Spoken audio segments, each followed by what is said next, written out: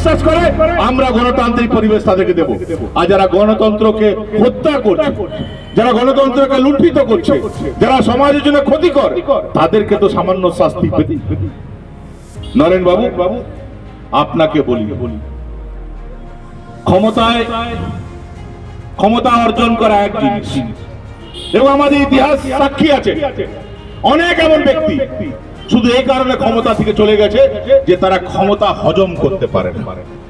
আমি আপনাকে বলি, আপনার সবচেয়ে বড় দোষ কি হলো জানেন? আপনার সবচেয়ে বড় দোষ হলো আপনি ক্ষমতা হজম করতে পারেন না। আপনি এই যে ক্ষমতা পেয়েছিলেন, এই ক্ষমতা কাজে লাগিয়ে আপনি পারতেন পাণ্ডবেশ্বরের লক্ষ লক্ষ লোকের আশা আকাঙ্ক্ষা পূরণ করতে পারতেন, কিন্তু আপনি নিজেকে ভগবান ভাবতে শুরু করলেন।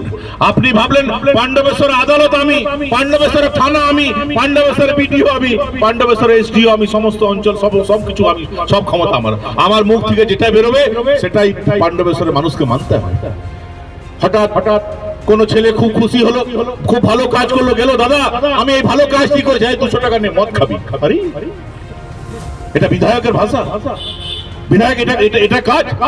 বিধায়ককে মানুষ নকল করে, যে বিধায়ক কেমন ভাবে চলছে, কিভাবে কথা বলছে, সেটা পরে প্রজন্ম নকল করে।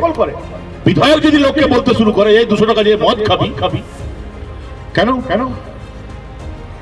কেন এই কথা বলার আপনি সাহস পেলেন? আজ পর্যন্ত আপনি ক্ষমা চেয়েছেন? আজ পর্যন্ত একবারও কি আপনি ক্ষমা চেয়েছেন যে আমি ভুল করে এটা বলে ফেলেছি? আপনি ক্ষমা চান।